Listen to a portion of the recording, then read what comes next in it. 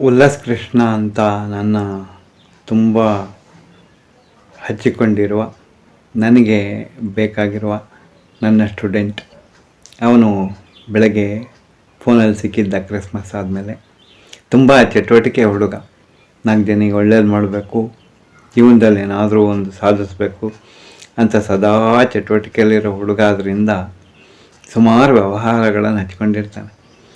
ಅದೇನಾಗುತ್ತೆ ಅಂದರೆ, ಎಲ್ಲ ವ್ಯವಹಾರಗಳು ತಲೆ ಮೇಲೆ ಬಿದ್ದಾಗ, ಸ್ವಲ್ಪ ಜಾಸ್ತಿ ತಲೆ ಬಿಸಿ ಆದಾಗ ಅವನಿಗೇನು ಮಾಡಬೇಕು ಅಂತ ಗೊತ್ತಾಗಲ್ಲ. ಹಾಗಾಗಿ ಕೆಲವು ಸರಿ ಸುಮ್ಮನೆ ಕೂತ್ಬಿಡ್ತಾನೆ. ಆಗ ಫೋನ್ ಮಾಡಿದಾಗ, ಏನಪ್ಪ ಚೆನ್ನಾಗಿದೆಯಾ ಅಂತ ಕೇಳಿದಾಗ, ಏನು ಚೆನ್ನಾಗಿರೋದು ಸರ್, ಪರಿಸ್ಥಿತಿ ಎಲ್ಲ ಸ್ವಲ್ಪ ಎಡವಟ್ಟಾಗ್ಬಿಟ್ಟಿದೆ, ಯಾವ ವ್ಯವಹಾರಗಳು ಕೈಗತ್ತುತ್ತಿಲ್ಲ, ಈ ಬ್ಯಾಂಕ್ ಅಕೌಂಟ್ಗಳೆಲ್ಲ ಫ್ರೀಸ್ ಆಗಿಬಿಟ್ಟಿದೆ, ಈ ತಾಂತ್ರಿಕ ಕಾರಣಗಳು ಮತ್ತು ವ್ಯಾವಹಾರಿಕ ಕಾರಣಗಳಿಂದ ಅಂತ ಹೇಳ್ದ.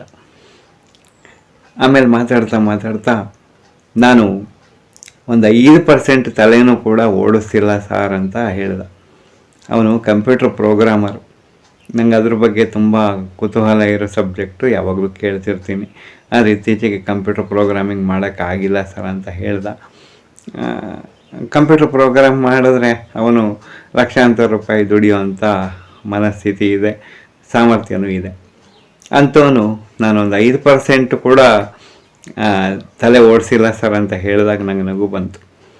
ಮೆದುಳು ಓಡಿಸಿಲ್ಲ ಸರ್ ಅಂತ ಹೇಳಿದಾಗ, ಮೆದುಳು ಉಪಯೋಗಿಸೋದಲ್ಲಪ್ಪ, ಮೆದುಳು ಹೊರಗಿನ ಪ್ರಚೋದನೆಗೆ ಅನುಸಾರವಾಗಿ ನಮಗೆ ಏನು ಮಾಡಬೇಕು ಅಂತ ಸೂಚನೆ ಕೊಡುತ್ತೋ ಅದರಂತೆ ನಾವು ಮಾಡೋದು. ಮೆದುಳು ಉಪಯೋಗಿಸೋದಲ್ಲ. ಅದನ್ನು ಸರಿಯಾಗಿ ಅರ್ಥ ಮಾಡ್ಕೊಂಡು ಸಮಾಧಾನದಿಂದ ಇರು, ಎಲ್ಲ ಸರಿಯಾಗುತ್ತೆ ಅಂತ ಹೇಳಿದೆ. ಈ ಕಾನ್ಸೆಪ್ಟ್ ಅವನಿಗೆ ತುಂಬ ಇಷ್ಟ ಆಯಿತು. ಇದು ನಮ್ಮ ಗುರುಗಳು ಹೇಳಿದ್ದು.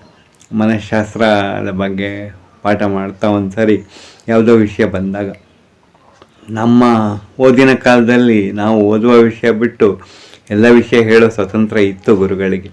ಹಾಗಾಗಿ ಎಲ್ಲ ವಿಷಯ ತಿಳ್ಕೊಳ್ಳೋ ಹಂಗಾಗಿದೆ. ಆದರೆ ಈಗಿನ ಮಕ್ಕಳಿಗೆ ಇದರ ಪುಣ್ಯ ಇಲ್ಲ. ಎಲ್ಲ ಒಂದು ಚೌಕದಲ್ಲಿರುವ ಸಿಲೆಬಸ್ ಮಾತ್ರ. ಹಾಗಾಗಿ ವಿದ್ಯಾಭ್ಯಾಸ ಕ್ಷೇತ್ರ ಎಲ್ಲವೂ ಕಲಿತು ಏನೂ ಕಲಿಯೋದು ಹಂಗಾಗಿದೆ ಅಂತ ನಾನು ಅವನಿಗೆ ಫೋನ್ ಮಾಡ್ತಾ ಹೇಳಿದೆ. ನಿಮಗೇನು ಅನಿಸುತ್ತೆ? ನಮಸ್ತೆ.